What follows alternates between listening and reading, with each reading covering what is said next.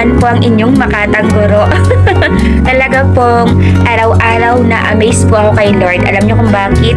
Araw-araw po meron siyang inilalagay ng mga title o mensahe sa aking isip. Talaga namang sobra akong humahanga sa kanya.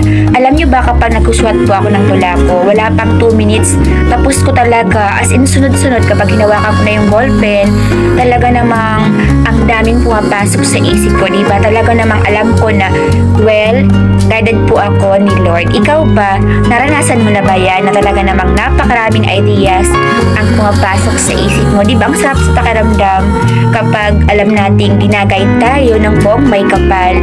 Ito po ay pinamagatang haligi. Bakit kaya ganito ang naisip kong pamagat? Yan ang alamin mo. Haligi, 6 matitik lang ito, diba?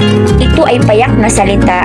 Bago mabuo ang isang gusali o bahay, haligi ay kailangan upang ito ay tumibay. Ang aking ama ay mahilig ring magpanday. Siya lang ang gumawa ng aming bahay. Sabi ko nga, wow, siya ay napakahusay. Paano kaya niya nabuo ang disenyo ng aming bahay? Sa loob ng isang bahay, ang ama rin ang haligi ng tahanan. Kung wala sila, kulang ang isang sambahayan. Gaano man kalaki ang isang tahanan, kulang kung walang amang masasandalan. Sa mga magigiting na haligi ng tahanan, I salute you for a job well done. Sa lahat ng mga kalalakihan at kabinataan, ang inyong sarili ay pakaingatan. Ang tulang ito ay isang paalala. Mahalin natin ang ating ama at ina.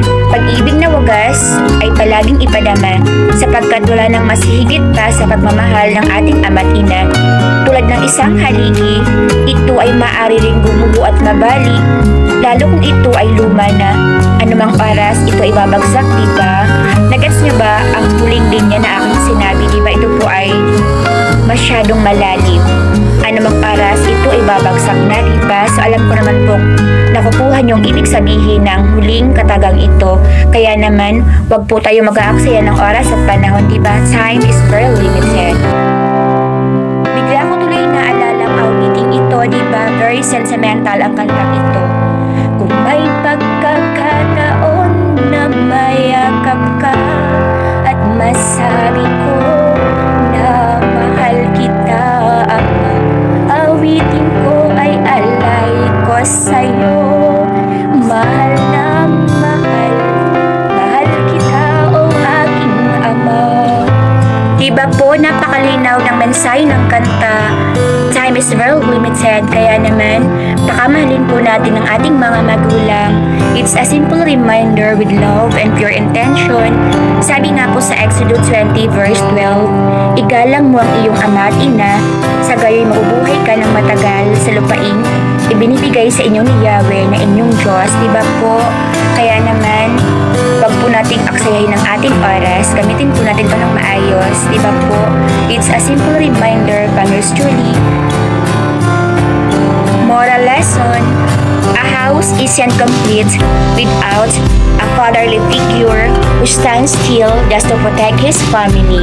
To all the children out there, take time to cherish and value your parents every now and then. Don't take someone else for granted. To all the fathers and gentlemen out there, take care of yourselves. No matter how busy you are, take time to rest, okay? It's a simple reminder with love and pure intention.